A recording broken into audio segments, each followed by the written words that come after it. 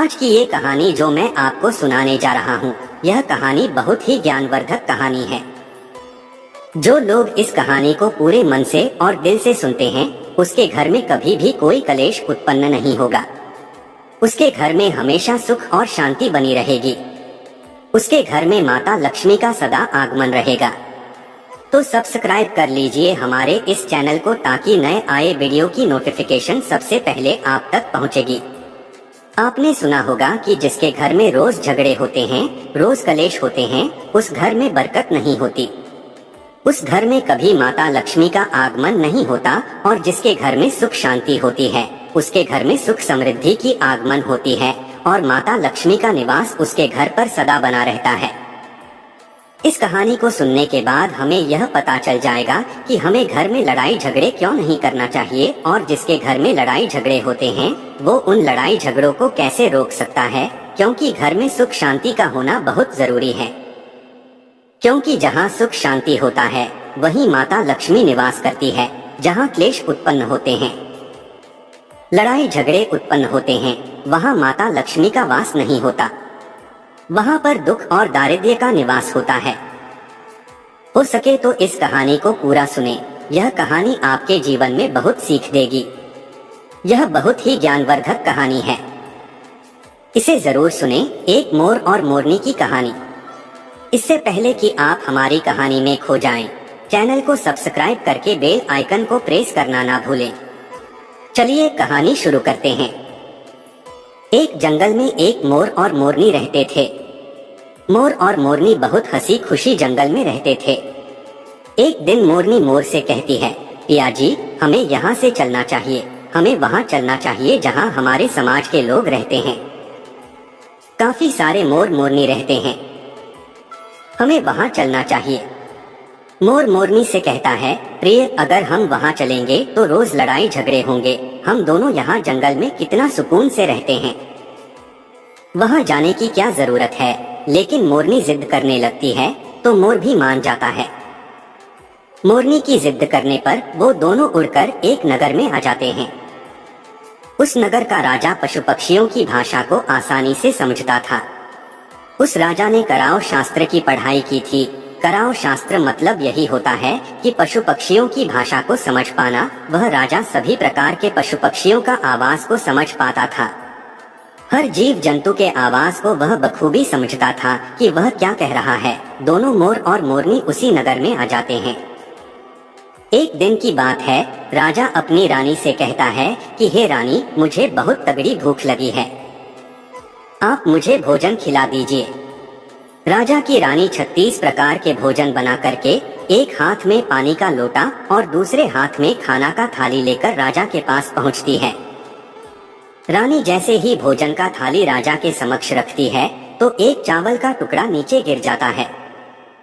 वहीं पर कुछ चींटियां घूम रही थीं। तभी एक चिंटी चावल के टुकड़े लेकर वहां से जाने लगती है। राजा बैठा सब घटना को देख रहा था। उस चींटी के पास में तुरंत ही एक बड़ा चींटा आता है और वह चींटा उस चींटी से कहता है, हे प्रिय, यह चावल का टुकड़ा मुझे दे दीजिए और तुम वापस जाओ और उस राजा की थाली से दूसरा चावल का टुकड़ा लेकर आओ। उनकी बातों को राजा पूरी तरह से सुन रहा था, क्योंकि राजा हर जानवर, पशु और पंछी की भाषा को समझ सकता था। तो राजा वहीं बैठा रहा था जब चींटा चींटी से यह बात कह रहा है कि नहीं, मैं नहीं जाऊंगी। अगर यह बात राजा को पता चल जाएगी तो राजा मुझे मार देगा। फिर चींटा चींटी से कहता है कि तुम जाओ, राजा को नहीं पता चलेगा। चींटी फिर जाने की कोशिश तो करती है, लेकिन फिर आधे रास्ते से वापस चले आती है और चींटे से कहती है, नहीं, मैं नहीं जाऊंगी। हो सकता है राजा को पता चल जाए और राजा मुझे मार दे। राजा उन दोनों को देख रहा था। चींटा को इस बात का भान हो जाता है कि राजा हमारी बात को समझ रहा है।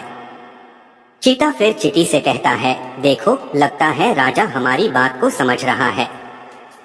राजा ने हमारी बातों को सुन लिया है, इसीलिए वो हमें ही देख रहा है। चींटा चींटी से कहता है, अगर राजा ने हमारी बातों को सुन लिया है और राजा किसी और को बताएगा तो उसी समय पत्थर का बन जाएगा। राजा चींटा और चींटी की बात को बखूबी सुन लेता है और समझ लेता है। राजा इस बात को सुनकर हंसने लगता है। जैसे ही राजा को हंसी आने लगती है, राजा की रानी रसोई से बाहर आती है। वह जैसे ही रसोई से बाहर निकलती है, राजा को उसे हंसते हुए दिखाई देता है। रानी राजा को हंसते हुए देखकर सोचने लगती है कि शायद मुझसे कोई गलती हुई है, इसीलिए राजा साहब हंस रहे हैं। रानी राजा के पास आती है और कहती है, हे महाराज, क्या मुझसे कोई पाप हुआ है? क्या मुझसे कोई गलती हुई है कि आप इतनी जोर से हंस रहे हैं? राजा रानी से कहता है, नहीं नहीं, ऐसी कोई बात नहीं है, मुझे बस यूं ही हंसी आ गई। रानी जिद करने लगती है और कहती है, आपको मुझे बताना पड़ेगा कि आप क्यों हंस रहे थे। राजा बार बार मना करता है, क्योंकि राजा को पता था कि चींटी ने कहा है कि अगर मैं चींटी वाला बात किसी को बताऊंगा तो मैं पत्थर का बन जाऊंगा। इसीलिए राजा रानी को यह बात नहीं बताना चाहता था, लेकिन रानी बार बार जिद करती है और कहती है, आपको मुझे बताना ही पड़ेगा कि आप क्यों हंस रहे थे। अगर आप मुझसे सच्चा प्रेम करते हैं, अगर आप मुझे अपना समझते हैं, तो आपको यह बताना पड़ेगा कि आप क्यों हंस रहे थे। राजा अब धर्म संकट में पड़ गया है। राजा सोचता है, अगर मैं यह बात रानी को बताऊंगा तो मैं पत्थर का बन जाऊंगा, और फिर सोचता है, अगर मैं नहीं बताऊंगा तो रानी का विश्वास खत्म हो जाएगा। रानी बहुत जिद करने लगती है। कहते हैं ना कि प्रिय हट और बाल हट बहुत तगड़ी होती है। इन दोनों हट से हमेशा बच के रहना चाहिए। रानी के प्रिया हट के सामने राजा को झुकना पड़ता है और राजा रानी से कहता है, ठीक है, अगर मैं आपको बताऊंगा तो बाद में आपको पछताना पड़ेगा। रानी कहती है कि अभी तो आप कह रहे थे कि कोई बात नहीं है, अभी आप कह रहे हैं कि मुझे पछताना पड़ेगा। रानी कहती है कि जरूर कोई तगड़ी बात है, और रानी और ज्यादा जिद करने लगती है। तब राजा कहता है कि तब ठीक है, अगर आप नहीं मान रही है तो चलिए मैं किसी जंगल में आपको एक बात बताऊंगा। राजा रानी रथ पर सवार होकर के जंगल के लिए निकल जाते हैं। जैसे वह घोर जंगल में पहुंच जाते हैं, तब राजा सारी बात रानी को सुनाने लगता है। जैसे ही राजा थोड़ी थोड़ी बात रानी को सुनाते गया, वैसे वैसे वो को धीरे धीरे पत्थर का बनता गया। जैसे राजा ने आधी बात रानी को सुनाई, वह आधा पत्थर का हो गया। राजा फिर रानी से कहता है, हे रानी, मैं धीरे धीरे पत्थर का बनता जा रहा हूँ, तुम बाद में बहुत पछताओगी। रानी कहती है, रे राजा साहब, हे महाराज, थोड़ी सी बात बची है, आप उसे भी सुना दीजिए। राजा पूरी बात बता देता है और राजा पूरा पत्थर का बन जाता है। रानी की इस जिद के कारण राजा पूरा पत्थर का बन जाता है। रानी रोने लगती है और रानी उस पत्थर को हिलाने की कोशिश करती है, लेकिन भारी भरकम पत्थर कैसे हिला पाती, क्योंकि राजा बहुत ही भारी था। राजा पत्थर का बन जाता है और उधर रानी सर पटक कर रोती है, छाती पीटती है, विलाप करती है और किसी जीव जंतु से सहायता के लिए गुहार करती है। इन सब कहानी को मोर और मोरनी बखूबी देख रहे थे, अपनी आंखों से देख रहे थे। रानी के विलाप को देखकर मोर मोरनी को दया आ जाती है। मोर मोरनी से कहता है, ये होता है प्रिय हट।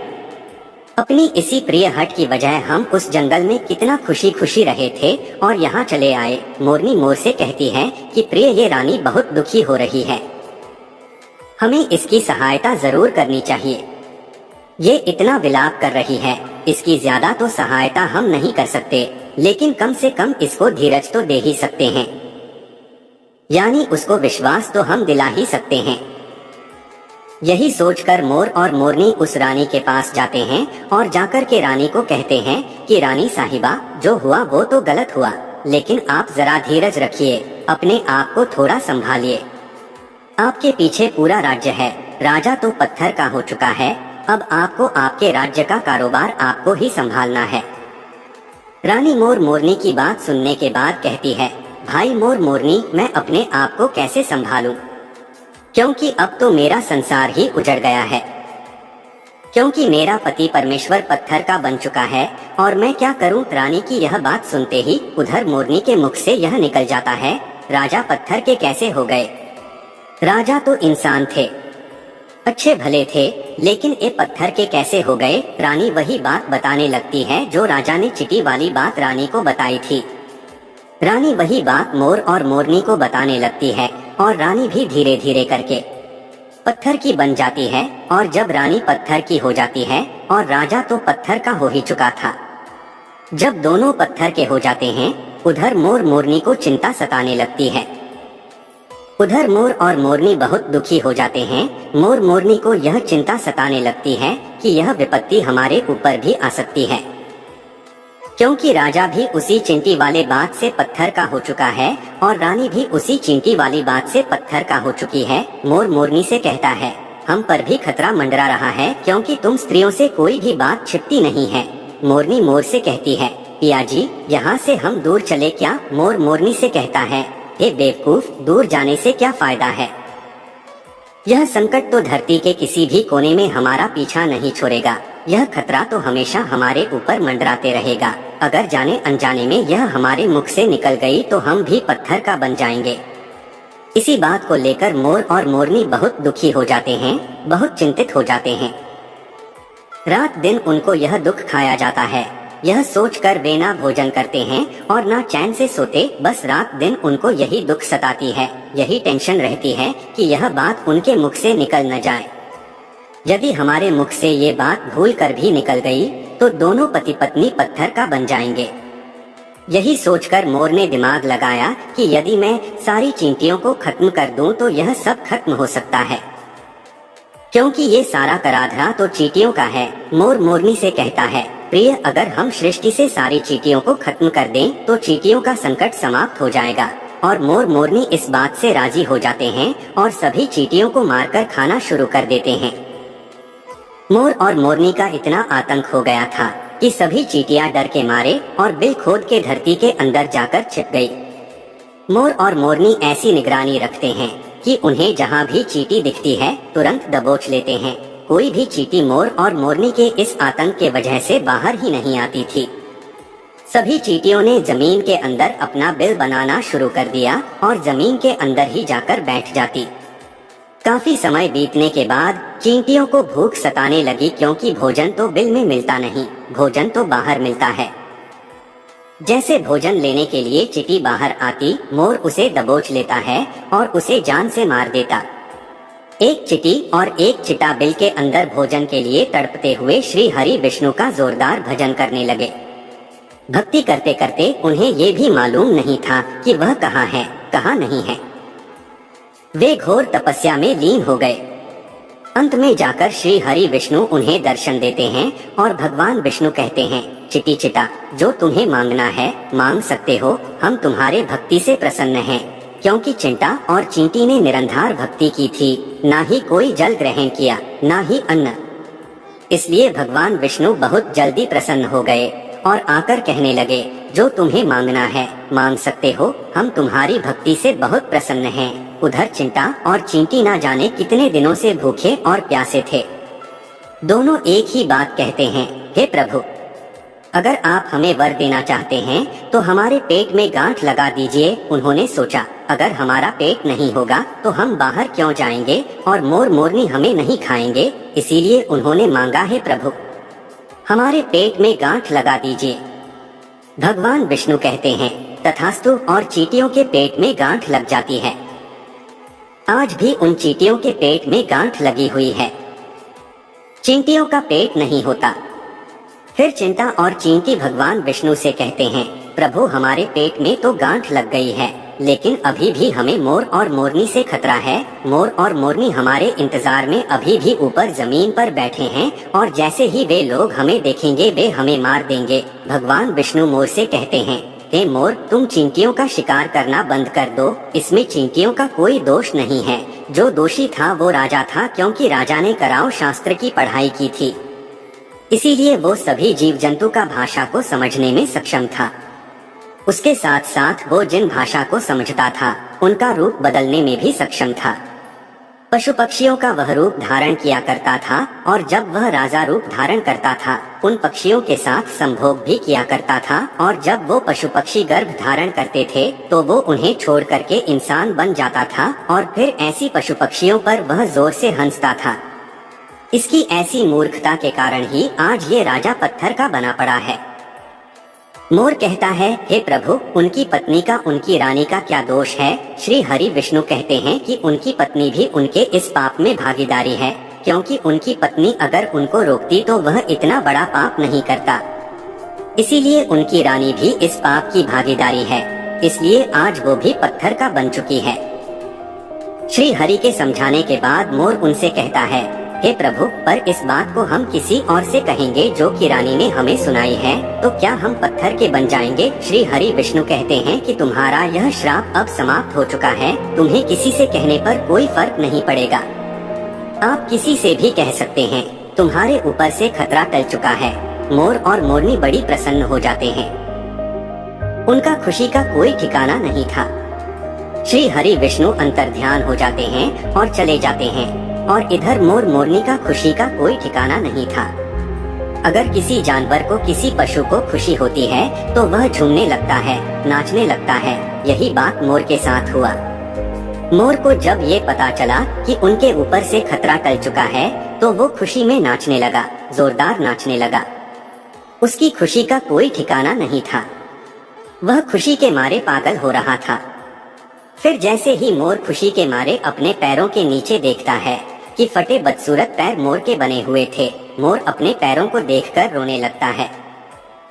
मोर सोचने लगता है कि पहले मेरे पैर इतने सुंदर थे, लेकिन आज इतने फटे और गंदे कैसे हैं? मेरा पूरा बदन सुंदर है, लेकिन मेरे पैर इतने फटे और बदसूरत कैसे हैं? मोर के पैरों का फटने का कारण चींटी खाना था, क्योंकि उसमें बहुत सारी चींटियां मार मार कर खा गई थीं और मोरनी भी उन्हें खा गई थी, इसीलिए उनके पैर फट गए थे।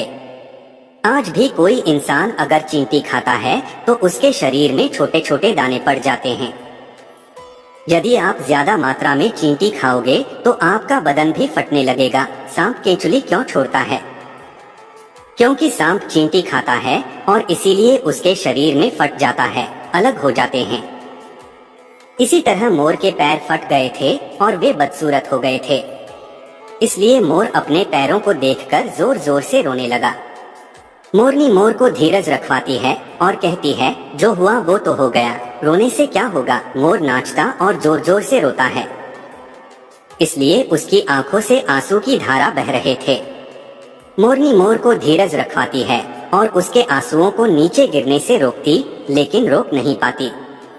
मोरनी के हाथ तो है नहीं, लेकिन अपनी चोंच से एक एक आंसू को उठाती और अपने मुख में रखने की कोशिश करती, लेकिन कितना अपने मुख में रखती, सीधे मोरनी के पेट में चले जाते। इस तरीके से हर बार मोरनी मोर के आंसुओं को रोकती और मोर नाचता और खूब जोर जोर से रोता। मोर के आंसुओं को देखकर और मोरनी के प्यार को देखकर भगवान श्री हरि